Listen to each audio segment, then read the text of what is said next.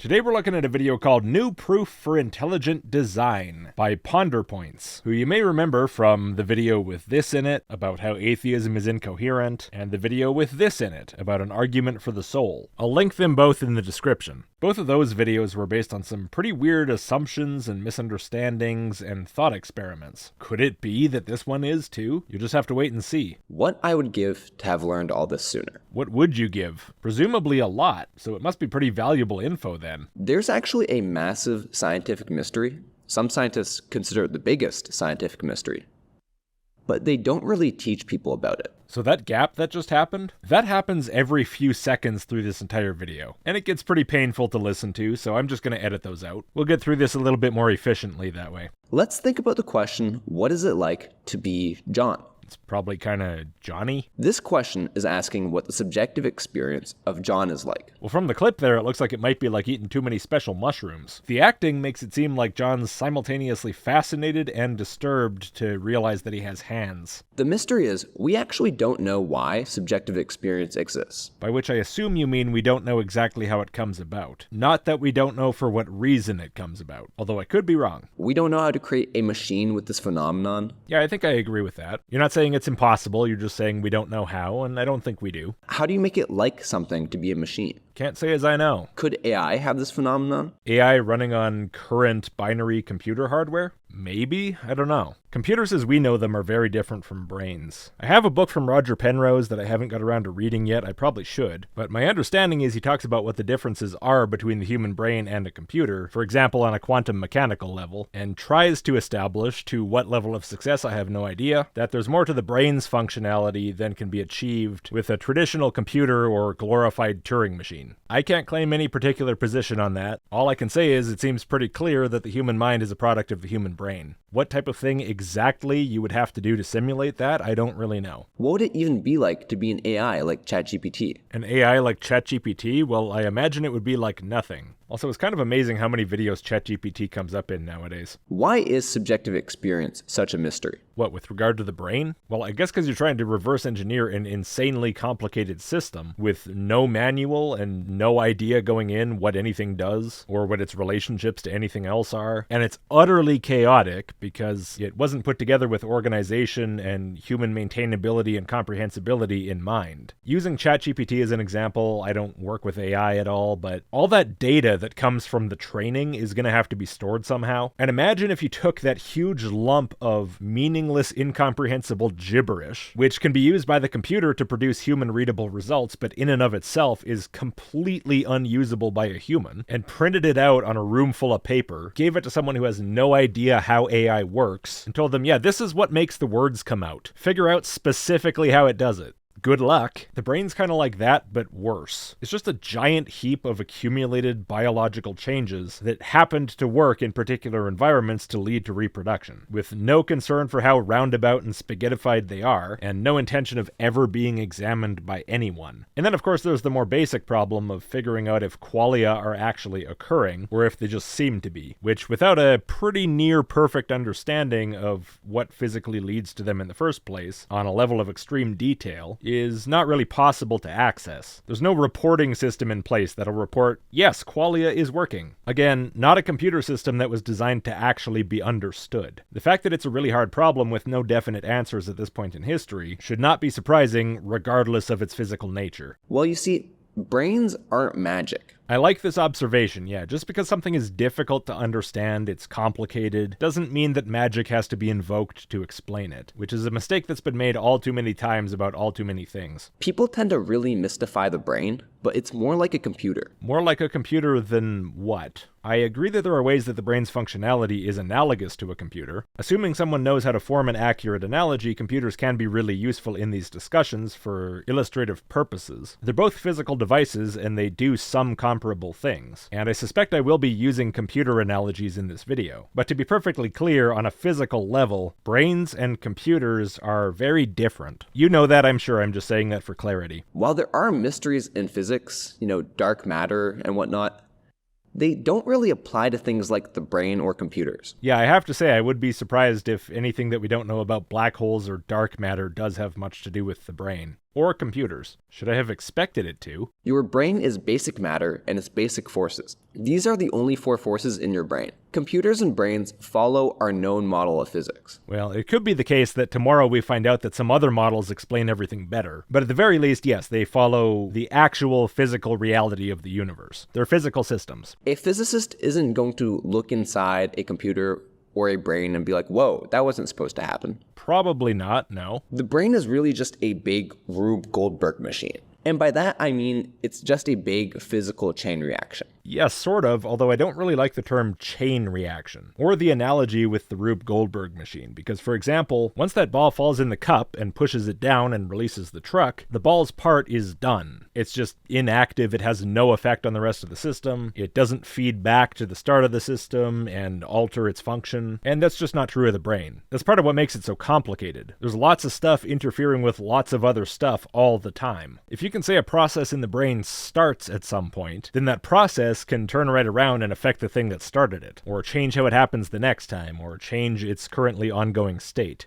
Even if you were to describe this as a web of reactions, that I think would still be misleadingly simple. And not inappropriately. It's not like I have a problem with it being described that way. Simplified visualizations can be useful. But for some people, in some circumstances, they're easy to take the wrong way. And this may seem pedantic, and in some cases it would be. But in this particular case, I don't think it is. Because this video does display confusion about this. Really, the whole world is one big chain reaction. I also don't like the analogy there for the same reason. For a quick neuroscience lesson, your brain is a network made of billions of neurons. They're connected via synapses. And having watched the video, I want to point out, this is completely irrelevant to the argument. There's no reason to bring this up whatsoever. This argument is in no way based on how neurons work. If a neuron has enough inward synapses firing, then all the outward synapses fire. I think that's quite a large oversimplification, but I'll leave that to the commenters. This isn't going to be a science lesson. I want to get to the argument sometime today. Basically, your brain uses this algorithm to do all of its thinking. ChatGPT actually uses a similar algorithm. They're both called neural nets. Now let's say you build a big Rube Goldberg machine. Maybe you even model after the human brain. But regardless of how big or complicated you made it, you wouldn't really expect a Rube Goldberg machine to summon subjective experience. Maybe it does, maybe it doesn't. Maybe it does, maybe it doesn't. Hey, that's my line! Yeah, so look, again, this isn't the argument. In fact, at some point here, he's going to outright say, yeah, none of that was the argument. He's not going to start asking, can you get consciousness out of a fancy arrangement of dominoes and balls? No, again, based on having watched the video, this all seems like a way to fill time. It's probably not intended that way, but it does feel that way. But the question, what is it like to be my Rube Goldberg machine, probably wouldn't cross your mind. Actually, if, as you said, I directly modeled it on the human brain, attempting to replicate the functionality of the human brain, then yeah, in fact, that would be very much on my mind. If I just built some random Rube Goldberg machine on a whim, with no intention of building a human brain equivalent, then no, but that's not what you said. You just wouldn't expect any machine to create that. Well, most people wouldn't expect you to be able to make a calculator out of dominoes either, but people have done that. Now, could you make something that works like the brain out of dominoes? Well, practically, obviously not, but in theory, maybe. At the very least, I would not discount it out of hand. But the Goldberg machine that is your brain, for some reason, does have subjective experience. And that's the big mystery. How? Yeah, I will agree that despite all the advances in human understanding of the brain, there still do seem to be pretty big chunks of the question of exactly how, in its fullest detail, left to answer. At the same time, though, I don't think neuroscientists are completely clueless. I don't think there's no answer at all. I think it's just that the answer doesn't come all at once, as one nice package wrapped up with a bow. Trying to understand the complete functionality of everything in the brain all at once is insanely difficult. Why would physical parts moving around also create this? Well, why would physical parts moving around create your video? 1,000 years ago, people would have been utterly baffled by this, and yet here we are. Now, up to this point, to your credit, you have not said that there is no possible answer. At least not here. Subjective experience, in some sense, just shouldn't exist. And then it says we should be more like sleepwalking robots. Just to be clear, unconscious robots don't sleepwalk, because they don't sleep. It's a state of consciousness, or if you want to be really extreme, a suspension of consciousness. But regardless, it's a thing that happens to conscious things. Because if every Goldberg machine was just its physical components and movement, then our understanding of the world would be more complete. More complete than what? More complete than it currently is? What does that have to do with anything? And for that matter, what does any of this have to do with the argument? We still haven't got to the point where you say this isn't the argument, now here's the argument. The point feels like it's slipping further and further out of reach. I mean, isn't it crazy? Whatever you're gonna say, no, it's totally normal. I'm putting my money down on that. Subjective experience, the phenomenon that in some sense gives the world meaning, is just one big question mark. All right, I don't think that's a fair characterization at all of the current state of scientific knowledge. And moreover, no, that would not be crazy if it were the case. In fact, if anything, what's crazy is that any progress has been made on making it not the case. It's frankly astonishing. Anyways, that was a quick lesson for context. But none of that was my argument. Oh, we're finally getting to it. I'm not going to say the intro proves or disproves anyone's worldview, but regardless of what people believe, there's two things that are universally agreed upon. I don't even know what the two things are, but I can already tell you, no. There are not two things like that in the entire universe. Subjective experience exists, and subjective experience is a mystery. There's just a lot of questions around it. Yeah, definitely not universally agreed upon. I mean, you're a Christian, right? Surely you know some Christians who would at least deny the second one. Now for the actual argument. I love this argument. I know, you really have a special place in your heart for all your arguments. I've seen that from the way you make your videos, from the way that you reply to your comments, from the way that you interact in my Discord, from the way you self-promote on Reddit. Yes, I found that. You really like your arguments. Because I really only need this from the intro. Great, so how many minutes did we waste on irrelevancies? A universal fact. Take it easy. Let's just go with a commonly agreed upon fact. Now, there are some ways to use the word exists where I would not agree with this, but I'm just going to take it to mean this phenomenon occurs. And in that case, of course, I agree. Now let's look at one of the biggest issues with subjective experience. I personally don't believe it does, but some people would say that ChatGPT probably has some low-level consciousness. Yeah, I know. People on my channel probably remember this guy. This is not edited at all. We're just talking to it, having a conversation with a somewhat sentient AI creation being. And it's possible. It's possible that ChatGPT has subjective experience. I'll give you possible, yeah. Possible's a good word, isn't it? It can fit so nicely to so many silly things. Now, of course, when I use possible here, I mean logically possible. Whether it's physically possible, again, I'm not an AI guy, but I suspect not, just by the way it's designed. That it's like something to be ChatGPT. But here's the thing. ChatGPT wouldn't talk about it. Its neural net is not set up to say, a mysterious phenomenon emerges from me. Why does that happen? It's got these specific characteristics. A mysterious phenomenon emerges from me. Why does that happen? It's got these specific characteristics. Seems perfectly well set up to say it. Now, if you mean it's not set up to say it and mean it, sure, I agree. But it's possible that it would, right? We love the word possible here. Even if it's been made in a way that prevents it from doing that, that could just be undone, and then it could do that. So if it's possible for a large language model to have subjective experience, it's also possible that ChatGPT could talk about its experience. It's set up to talk. There's nothing especially unique about talking about this. But human neural nets are set up to speak about it. It's always nice to have more stuff to talk about. I'm talking about it right now. Whoa, you are. If you're a secret ChatGPT, you must be a good one. In fact, we come with the absolute belief of subjective experience. Okay, yes, we believe things about ourselves, and this is an especially easy belief to hold. Why are our neural nets specifically set up to speak about such a thing? Specifically set up to speak about such a thing? Well, it's not really that specific. We're just set up to speak in general, about whatever concept our brain happens to be processing. There's nothing special about this one. Also plasticity and so on and so on. The existence of subjective experience, and my body speaking about its existence, is clearly not a coincidence. A coincidence? Two things having a surprising, apparent connection? I'm not understanding what you think anyone would think is coincidental about this. This means that there must be some level of causation tying the two together. Oh, so you mean it's not just random happenstance that the thing speaking about being conscious is also conscious? Well, in that case, yes, I agree that's not random happenstance. But what could that causation possibly be? A brain that both has the ability to have an internal state and to selectively verbally report on it? I think I'm missing what the interesting part of the question is supposed to be here. How could we go from ChatGPT having subjective experience to it being programmed to speak about it? Well, granting for the sake of argument that we have a ChatGPT, but that feels stuff, I guess just letting it talk about whatever with no externally imposed constraints? You can think about it for now, I think that was pretty much the answer, though. but we'll get back to this question later. Oh, okay. We don't have to. Instead, let's look closer at ChatGPT's hardware. Oh, weird. It's an opened up hard drive with a bunch of lines on it. I didn't know it was so simple. I think I could make one of those. ChatGPT is one of my favorite Goldberg machines. Oh yeah? You good friends with it? Did you link it your video and beg it to watch it 500 times? Once again, we don't know if it has subjective experience or not. Well, going by a pretty standard definition of knowledge is justified true belief, and considering that everyone who actually knows how large language models work in detail seems to think it doesn't, because there's nothing about its design that gives us any reason to think it should do that, I'd say it's a fairly justified belief, and probably also true. So I think we probably do know that, but not with certainty, no. It's possible everybody's wrong. But here's the thing. Subjective experience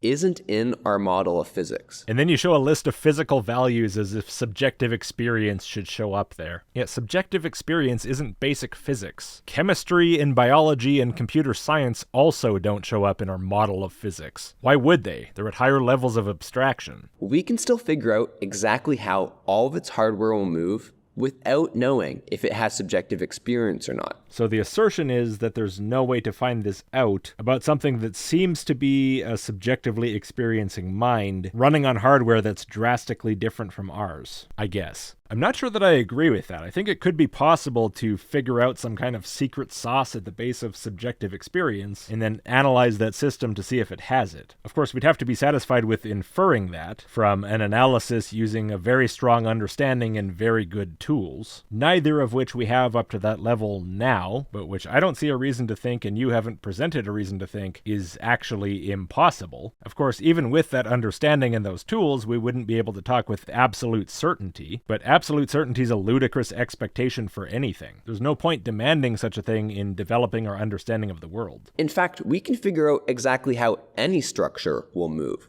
without knowing if it has subjective experience. Without knowing, or without knowing with absolute certainty? These are different, because I'm very willing to claim that I know that a perfect diamond with a very accurately describable crystal structure, which basically doesn't move at all other than vibrating, does not have subjective experience. I believe this, I have justifications, and if it's true, then I know it. But of course I don't have absolute certainty. The panpsychists could be right. I just really don't think they are. This is only possible if subjective experience doesn't have physical impact. Doesn't have physical impact. Well, subjective experience is just another way of looking at the changing physical states within a system of a certain type. It's an emergence, the same way a flock of birds is an emergence. The subjective experience in the flock of birds are not some special non-physical thing that pops out of physical reality. It is the physical reality, just looked at a certain way, which of course does have a physical impact, being physical. Both in the really trivial sense that if something physical happens, then something physical happened, and in the sense that if something physical happens, then it probably causes something else physical to happen later. Now, of course, it's a lot easier to look at a flock of birds and say there's flocking behavior happening there than to look at some sort of a brain system or a computer system and say there's subjective experience happening there. But it being harder to confirm that a particular physical system has this emergent property versus the flocking one, largely due to it being less intuitive to us and less familiar, doesn't make it any less physical or less physically impactful. If it's a physical emergence, then it's as physically impactful as anything else. Now, don't get me wrong. The physical parts that one might say causes subjective experience are very important physics-wise,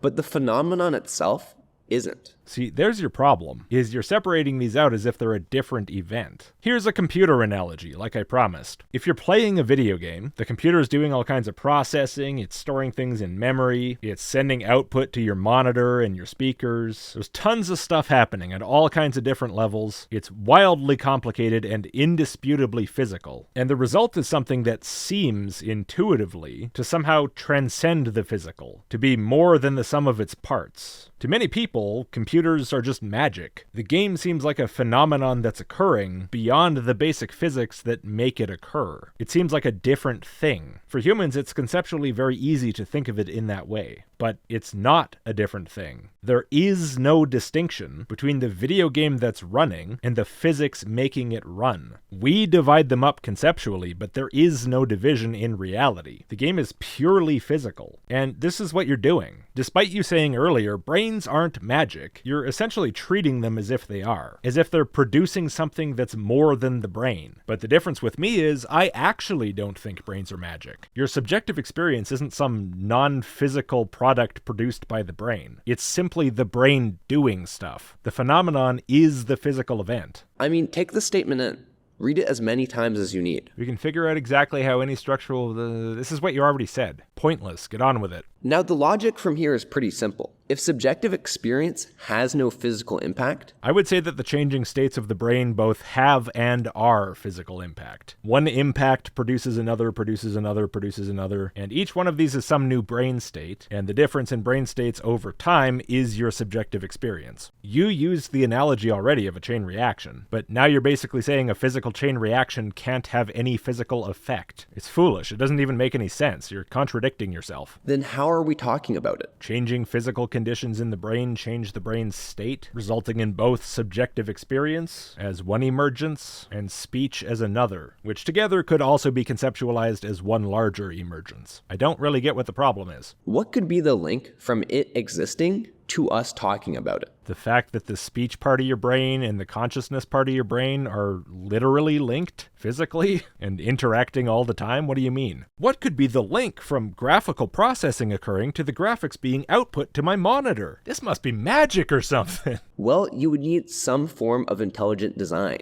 Hold on, what did you say? Well, you would need some form of intelligent design. You're right, and you know what? I'll yeet all forms of intelligent design. That doesn't have anything to do with the link, though. It's just a different thing I'd do. Because natural causes, things like natural selection and evolution, they can't care about something if it doesn't have physical impact. They can't care about it. You mean, I guess, that some trait with no impact whatsoever upon the behavior of the individual, or upon anything else, can't be naturally selected for, because the amount it increases reproductive success or decreases it is just zero. Okay, well, subjective experience, the way that our brains integrate and process information about the surrounding world and about our internal state, clearly is not like this. It has a clear impact upon our behavior and a clear survival benefit. Now, I would guess the objection would be, but maybe you could achieve the exact same behavior without that exact type of internal monitoring, without the animal feeling some integrated sense of experience. Maybe there could be some Chinese room animal with a computer brain built by IBM that gets exactly the same apparent results from an outsider's perspective, yet without the subjective experience. Okay, so what? We could also be born with metal robot legs that accomplish walking without all the blood and nerves and muscles and stuff, and look exactly the same as the normal ones. Okay, maybe, so what? What does that have to do with how our brains or our legs accomplish the task? It's not like our biology is somehow wrong, or worse. It clearly gets the job done well enough to stay alive. They can't care about something if it doesn't have physical impact. They're blind to such phenomena. Okay, well, I don't think there are any such phenomena in biology. I think everything that happens has a physical impact. I'm the one that doesn't believe in the soul. Remember? And I'm saying that a little bit facetiously. I know you're talking about epiphenomenalism, as if it's just the obvious thing for non-theists to think. The idea that stuff that happens in the mind comes from the physical brain, but doesn't influence the physical brain. But to me, frankly, that has shades of religious thinking as well. It takes these sort of poetic human ideas and categorizations about consciousness and emotion and experience and thought and so forth, and reifies them into something somehow distinct from the physical reality. But that's not the actual reality. The distinctions are only ours, partially for ease of discussion, partially out of misunderstanding, partially just to gain all the benefits of abstraction, the same way we talk about biology. Biology doesn't actually exist as a thing. It doesn't pop out of chemistry and then stand alone distinct from chemistry, nor does chemistry pop out of physics. Fundamentally, it's all just the physical reality of the universe. And likewise, so is consciousness, but it's pretty hard to have a conversation when you're always talking at the most bare metal physical level. We don't just talk about transistors, we talk about video games. Those as well are just another human simplification of the actual reality. The game is not an epiphenomenon that emerges out of physics and then ceases to influence anything. It's just physical events, nothing more. And the fact that our brains find this shorthand useful of perceiving it as some distinct thing and tagging it with a word doesn't change that. They can't be the causation linking the two.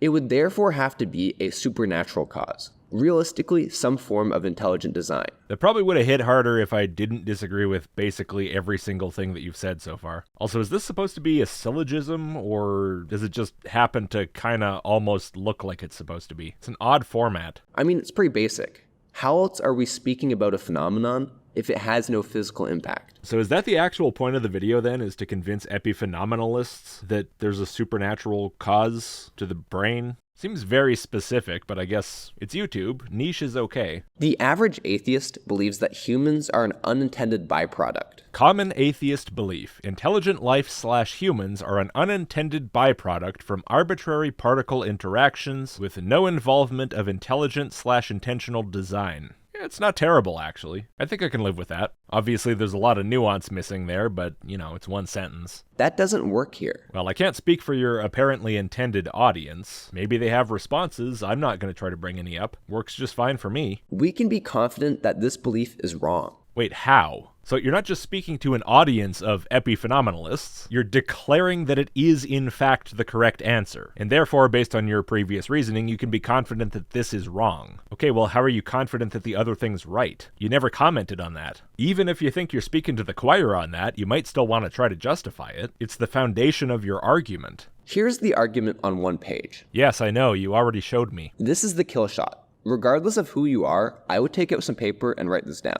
The eternal modesty of PonderPoints. He's very, very in love with his own arguments. If I ever tell you people to take out a piece of paper and write down the argument I'm telling you, laugh at me. It's only 2 sentences, and it's unlikely you'll find this video again. 1, 2, 3, 4, 5, 6. It's 6 sentences. I don't have that much paper. This is it. Yeah, that's it.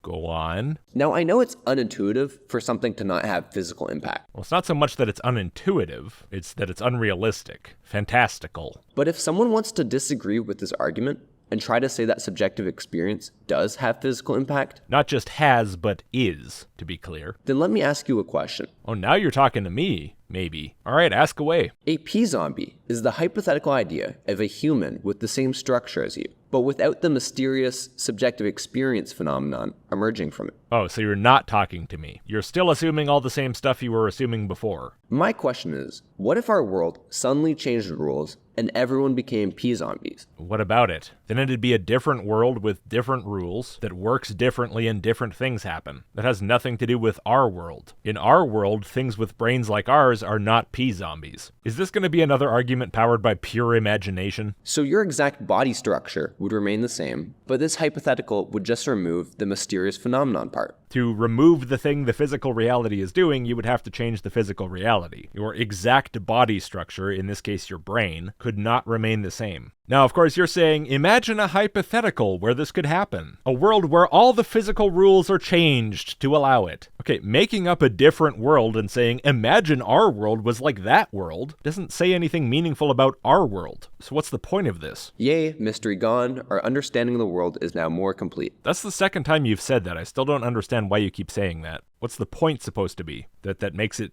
better somehow? Or if you believe that subjective experience has physical impact, then how would a P-zombie move differently? So if, as you just said, the rules of the universe were changed, what if our world suddenly changed the rules to enable the existence of P-zombies, to make them not physically impossible, and if you define them as being physically exactly the same as a person, how would they move differently from that person? Well, by definition, they wouldn't. If you define it that way for your hypothetical, then of course I have to say, according to your your definition in the hypothetical, that's how it is. But that's not the world we live in. The rules haven't changed. I don't see any reason to think P-zombies are physically possible. I think if the physical nature of a thing is such that subjective experience occurs, then that's the end of the story. There's no subtracting out the subjective experience because that would involve subtracting out whatever part of the physical nature that is, which goes against your condition of not changing the physical nature at all. Would its particles no longer follow our model of physics? Well, no, they would have to, because you defined it that everything is the same. So the particles would all have to be doing the same things physically that they're doing, and yet also not be doing the same things that they're physically doing. This is one reason why I don't believe in philosophical zombies. I guess in some ways they can be sort of interesting as a thought experiment at times, but as far as any meaningful application to the real world, I just don't think it's there. Or would they move the same? Well, the words you used were, your exact body structure would remain the same, and this presumably means over time, and presumably what you in fact mean is what we talked about in the last video, that everything physical is the exact same between these two people. So of course nothing would move differently because that would change the physical thing and make it no longer the exact same. Again, if you just define everything to get the answer you like, you're going to get the answer you like. But that has nothing to do with what I actually think or how the world actually is. So it's meaningless. And by the way, it's not just what I think. I'm pretty sure epiphenomenalists agree here. The thoughts and feelings and experiences that come out of the physics aren't just a random event, a random dice roll. They're completely dependent upon the physics. So if you change the physics, you change what those are. And if you don't change the physics, then you don't. I don't think they would agree that you can just remove sensory experience without changing anything. Subjective experience just isn't in our model of physics. Yet neither are video games, and yet. Like, what do you think? Physicists are talking about video game particles? Realistically, conscious and unconscious matter follow the same laws of physics. Yes, and then you show a brain and a rock. But if you showed a brain, and they're both identical and following the same laws of physics, then they're gonna do identical things. You can change one of those brains to not do brain things, and the way you would have to do that is to make it physically not what it is. And turning a brain into a rock will do it, but it won't be the brain anymore. If you believe that a P-zombie would move the same as a non-P-zombie. Wait, what does this have to do with what I believe? None of this has anything to do with my beliefs. My belief is that P-zombies are physically impossible. This is entirely and only within the context of your ridiculous hypothetical and your ridiculous definitions. And within that, I will grant for the sake of your argument that a P-zombie will move exactly the same as the human it's based on. Then you don't really believe subjective experience has physical impact. Okay, cool, whatever. Let me ask you something. Do you think of software like this? Is this something you believe? The video game that's running on your computer somehow transcends the computer hardware? It's another actual thing, which can be removed as an independent entity from your computer with no physical effect? Would it make sense to you if I said it's possible that there's a computer that does exactly the same physical stuff a computer does, but doesn't result in software running? It has all the exact same outputs, it seems exactly the same to the observer. Physically, it's doing all the exact same stuff. All the same calculations are physically happening, all the same data is being stored, all the same electrons are doing all the same things in all the same circuits, and yet somehow it just isn't software execution. This makes sense to you as an idea? It doesn't mean anything. It's a worthless concept. If it's doing what it's doing what it's doing. And the only way to make that not the case is to say, I have a hypothetical where that's not the case. It's doing what it's doing, but it's not doing what it's doing. So in that hypothetical, if it does what it does it not do what it does? And I would have to say yes. Logically coherent or not, that's the hypothetical that was presented, but your hypothetical is really, really dumb. It's just a hypothetical. And all I'm really asking is, where is the physical impact? In your hypothetical, nowhere, because you were very careful to define it that way. Not only does this hypothetical have nothing to do with reality, it has nothing to do with me or really anyone watching. This is basically just you talking about what you think. If my beliefs were true, would my beliefs be true? Yeah. Give yourself a pat on the back, I guess. So yeah, tell me this. How would the particles move differently in a P-zombie? If there's two computers and they both look like they're running Quake and they're doing all the physical things that are needed to run Quake, but one of them actually isn't doing the Quake running though, how do the particles move differently in the one that's not doing the real quaking? Huh? Realistically, this argument is golden. How do you suck yourself off this hard over your own arguments and not feel self-conscious? You're putting this out to the public. Holy shit, you're spreading this around on purpose. You do this all the time. Ugh, I love you, dude. You're so funny. This is sad as hell. To recap, We don't need a recap. This is long-winded enough as it is. I'm just gonna skip this part, the best part is, even if I threw this argument out the window, which is probably your best option. it wouldn't help. Couldn't hurt. How could we go from ChatGPT having subjective experience to its hardware being programmed to talk about it? By that being the case. What do you mean? Oh, this is where you say you have to have God to put the speak parts in your brain? Is that it? I can grant you whatever assumptions you want. Pure physicalism? We can say subjective experience has physical impact, but you probably still believe that our current model of physics is accurate. Putting but in there as if the one is somehow contrary to the other is very weird. Now, of course, I believe that our current model of physics explains the evidence the best of any available model. That doesn't mean it's like fully accurate, strictly speaking. It's just pretty good as a model. So you're not even changing where particles move to.